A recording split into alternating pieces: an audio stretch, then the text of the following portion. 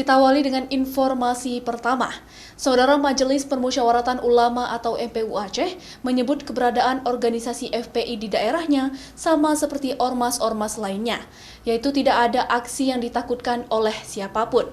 Namun MPU tetap menghormati keputusan pemerintah Indonesia terkait pembubaran ormas tersebut. Dapat menjadikan pahala bagi kita semua.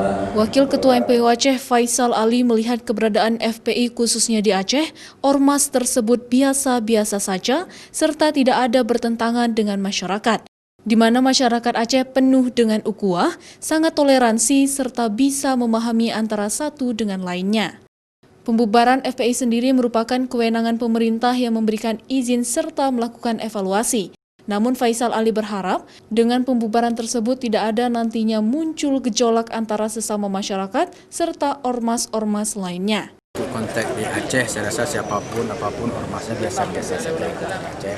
Tidak ada hal-hal yang bertentangan, karena masyarakat Aceh, masyarakat yang penuh dengan ukhuwah, masyarakat yang sangat toleran, masyarakat yang bisa memahami antara satu dengan yang lainnya. Keberadaan teman-teman FPI di Aceh sama seperti ormas-ormas yang lain. Ada aksi-aksi yang dilakukan oleh mereka yang kira-kira perlu ditakutkan oleh siapapun.